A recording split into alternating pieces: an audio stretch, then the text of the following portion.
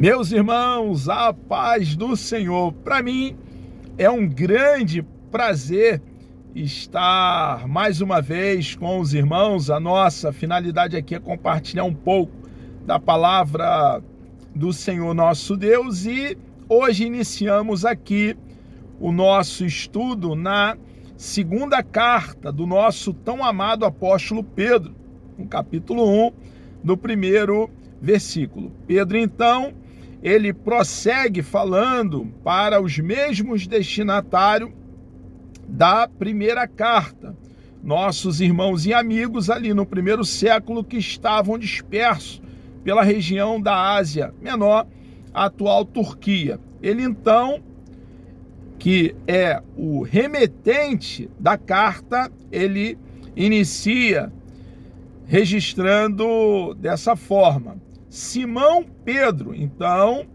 é o apóstolo Pedro, aquele que fora chamado pelo nosso Senhor e Salvador Jesus Cristo, junto do seu irmão André, quando estava ali também Tiago e João, os dois filhos de Zebedeu, às margens do mar da Galileia. Estava ali pescando, trabalhando, quando Jesus o chamara. É o apóstolo Pedro que vai nos trazer ensinamento, doutrina, orientação, norteamento para a nossa jornada.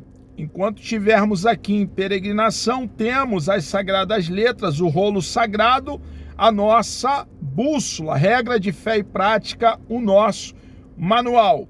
Simão Pedro, servo e apóstolo de Jesus Cristo. Ele deixa bem claro aqui que ele é um servo. Jesus Cristo, além de ser o seu Salvador, também é o Senhor da sua vida.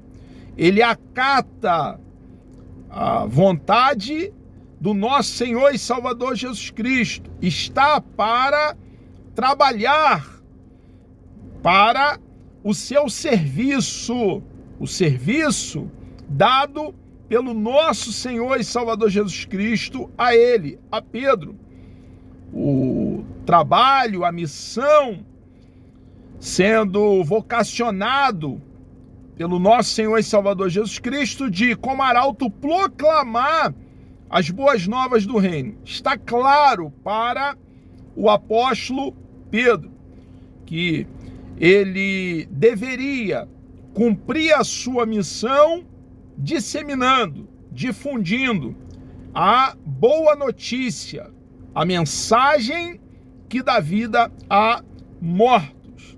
Salvação somente pela única porta, o único caminho, a única escada que liga a terra aos céus, que dá acesso a Deus Pai. Deus estava em Jesus reconciliando consigo a humanidade.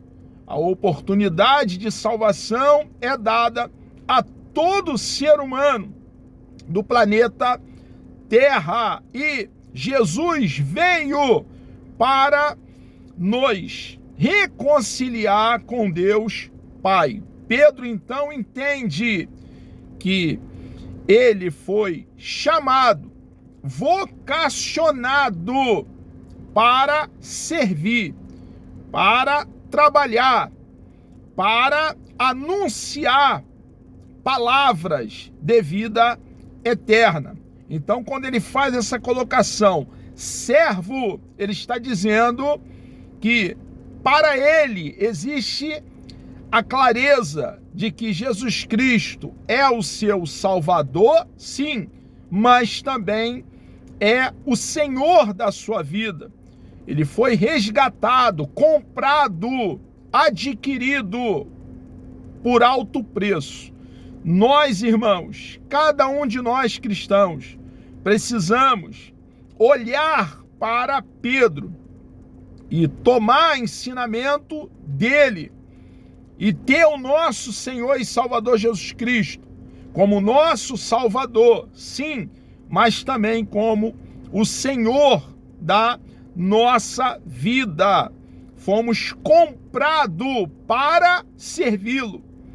de forma voluntária, com o coração saturado de amor e gratidão por tudo que o nosso Senhor e Salvador Jesus Cristo já fez por nós lá naquela pequena colina chamada Gólgota, lugar da caveira, que na ocasião estava fora dos muros de Jerusalém. Então, quando Pedro faz essa colocação, servo, ele está dizendo que ele está para o serviço daquele que lhe vocacionou.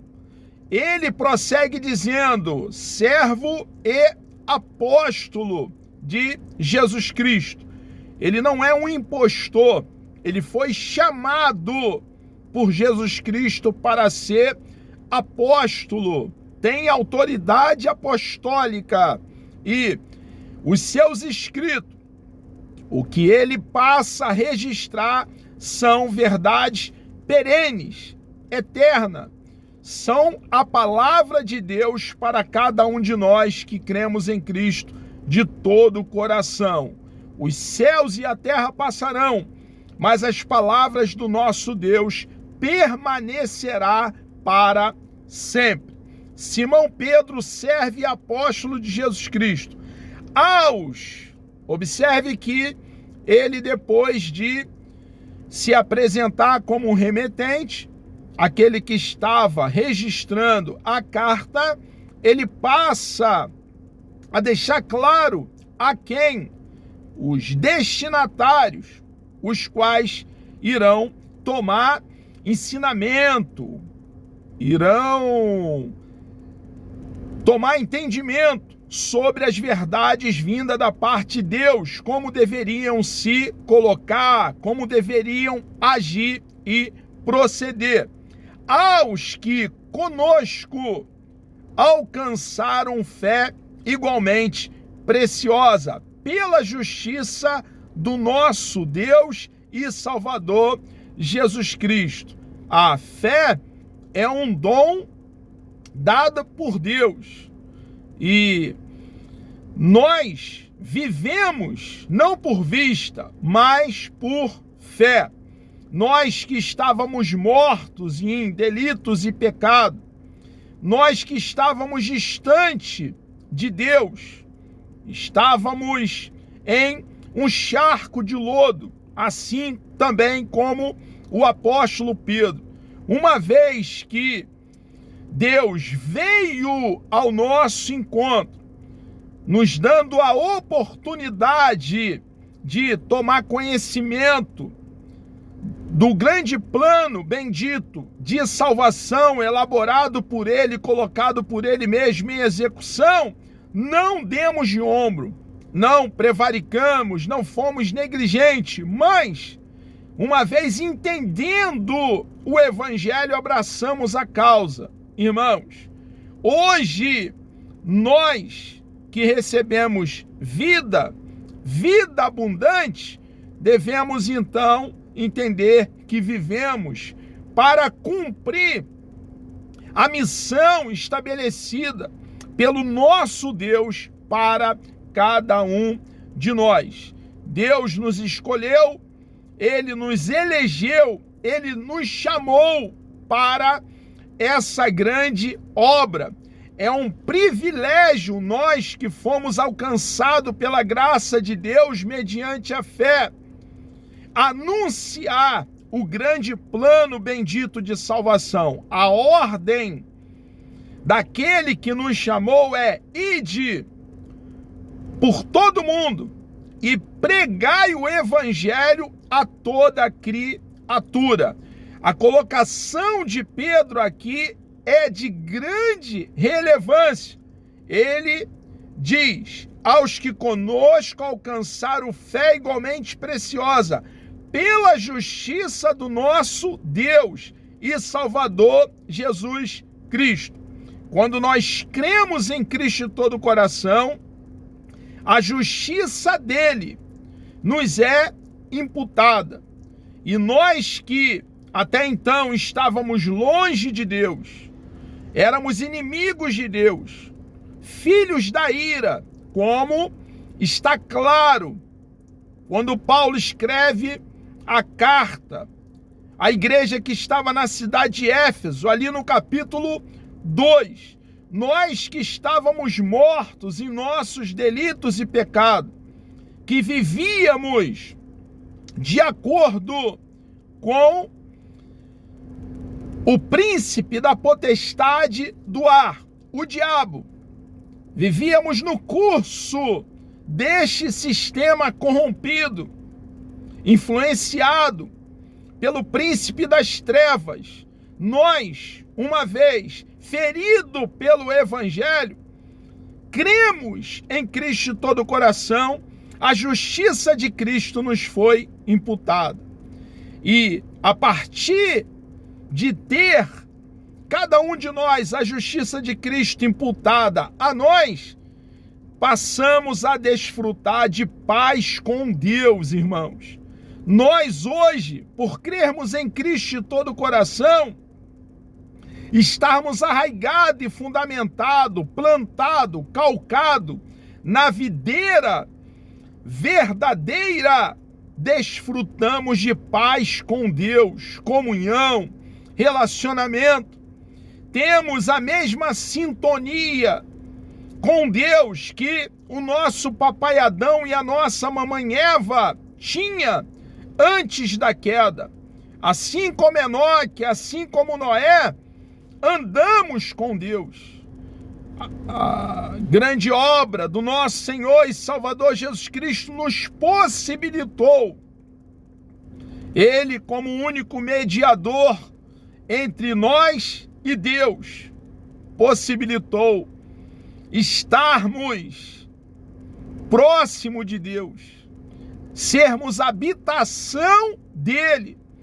Deus fez de cada um de nós que cremos em Cristo de todo o coração templo, morada, casa, residência, tabernáculo, santuário dele.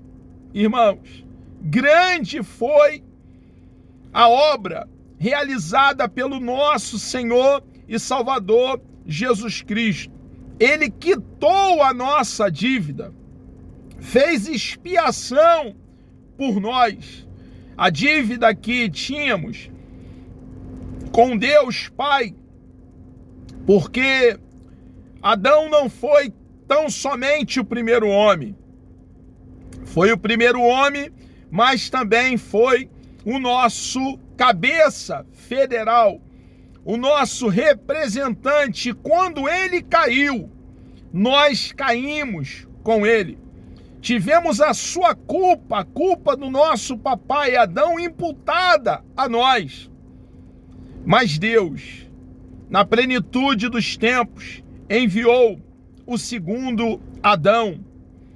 E o segundo Adão nunca houve engano nos seus lábios. Ele era o Cordeiro de Deus, o caráter ilibado. E ele, o puro Cordeiro de Deus, sem mancha, sem ruga, sem mácula, tomou sobre ele os nossos pecados. E ele levou sobre ele os nossos pecados até aquela cruz. Lá ele recebe a justa paga que os nossos pecados mereciam. Ele toma todo o cálice da ira de Deus sem deixar cair uma gota sequer. E como nosso substituto, o nosso representante, o nosso fiador, ele quita a nossa dívida. Quando cremos nele de todo o coração, a justiça dele então nos é imputada. Quando Pedro faz essa colocação, fé igualmente preciosa, pela justiça do nosso Deus e Salvador Jesus Cristo. Hoje temos paz com Deus. Hoje somos cidadãos dos céus. Hoje somos filhos de Deus, com todos os privilégios de um filho legítimo. Porque Jesus fez uma grande obra por cada um de nós. Porque quando cremos em Jesus de todo o coração, a justiça dele nos fora imputada. E só dessa maneira, irmãos, uma vez tendo sido justificado, desfrutamos de paz com Deus. Deus é a fonte da nossa paz. Dele vem a paz que desfrutamos. Uma paz genuína, uma paz duradoura, uma paz que permanece em nós, em nossa vida. Deus é a fonte dessa paz perfeita, dessa paz preciosa. E essa oportunidade, esse grande privilégio, irmãos, de desfrutar de paz com Deus, é dado a todos que creem em Cristo de todo o coração. E para que eles creiam como nós um dia cremos em Cristo de todo o coração, depois de entender o Evangelho, é necessário que cada um de nós, assim como o apóstolo Pedro, cumpramos a missão que Deus nos deu de anunciar as boas novas do reino.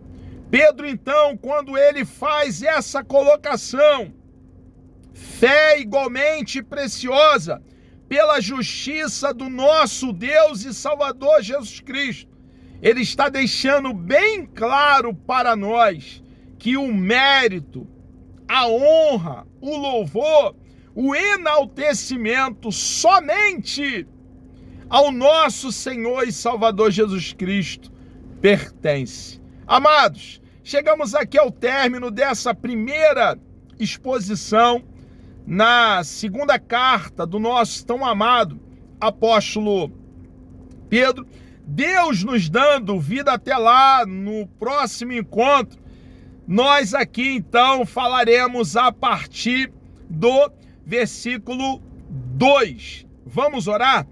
Deus amado, nós louvamos o teu nome, engrandecemos a tua pessoa bendita.